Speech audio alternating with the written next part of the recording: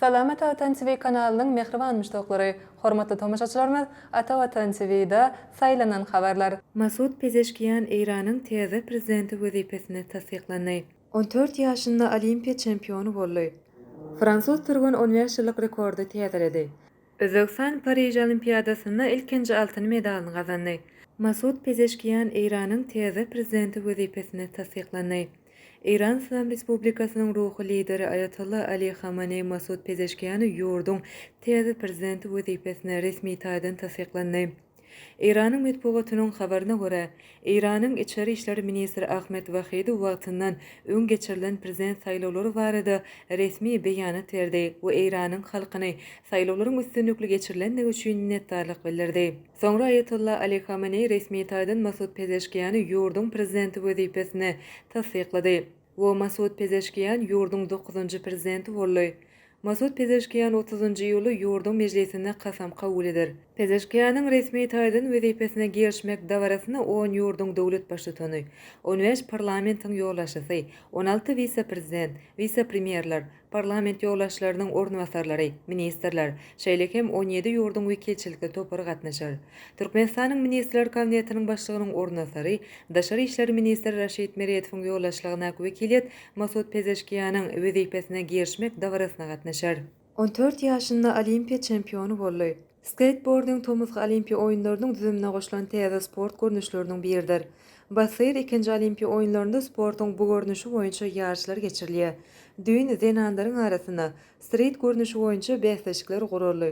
Şonda 14 ýaşyndaky mekdep okuwçysy Ýaponiýanyň raýaty Koko Yesitsawa altın medal gazanyp Olimpiya çempionu boldy. Sportyň bu görnüşiniň final tapgyryna 8 turgun bäsleşdi.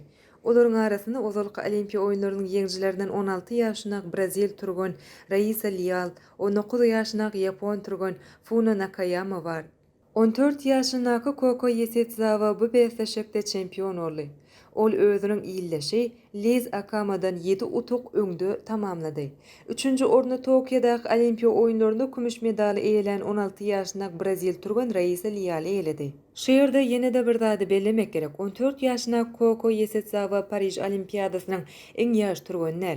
6 awgustda skateboarding sportyň park görnüşi boýunça bäsleşikde 11 ýaşyndaky Hytaýly turgun Çijen Hawo hem bäsleşige goşular. Fransuz turgun 15 ýyllyk rekordy täzeledi. Sportyň suwda ýüzmek boýunça görnüşini Amerikaly Michael Phelps mundan ozalky Olimpiya oýunlaryna bir näçe rekordlar öz adyna ýazyrypdy. Onuň sport karýerasyny tamamlamagy bilen suw sportlaryny, hususan ýüzmekde Fransuz turgun Lyon Marchand öňdelik eýleýär. Geçen ýyl Fukuoka şäherine geçirilen dünýä çempionatyny Michael Phelps'in rekordlarynyň birini täzelen Lyon Marchand bu gezek Parij Olimpiadasyny öz jan köýerleriniň öňünde 400 metr toplanmaýyn suwda ýüzmek ýarşyna 15 ýyllyk rekordy täzeledi. Michael Phelps 2008-nji ýyly Pekin Olimpiadasyna 4084 derecesi bilen Olimpiya rekorduny goýupdy. 21 ýaşyndaky Marchand bolsa 4050 derecesi bilen 15 ýyl mundan ozalky Olimpiya rekorduny täzeledi. Özbekistan Parij Olimpiadasyna ilkinji altyn medalyny gazandy. Gazakstandan soňra Özbekistan hem Fransiýanyň paýtagty Parij şäherine geçirilen Olimpiya oýunlaryna altyn medal gazandy. Gazak hemde özbek turgunlar altyn medalyny düzdo sportunda gazanandygyny bellemek gerek. Özbek zenan turgun Diora Keldiorova 52 kilogram agramda çykyş edip, Özbekistanyň taryhynda Olimpiya oýunlaryna altyn medal gazanan ilkinji zenan turgun boldy. Ol final tutuluşygynda Kosowanyň turgunyny ýeňmek başardy. Kosowo turgun Tokiodaky Olimpiya oýunlaryna altyn medal gazanypdy. Özbek turgunyň gazanan bu medal Özbekistanyň Parij Olimpiadasyndan gazanan ilkinji medali boldy. Özbekistan mundan ozal Olimpiya oýunlaryna düzdo sportyna altyn medal gazanmady. Ine mehriban müştoklar, Ata Vatan TV'de saylanan habarlar gepleşigimizin şuňlyk sanyna size ýetirmek isleýän habarlarymyz şulardan ibaret. Gepleşigimizin illik sanyna görüşýänçek hoşta bolun.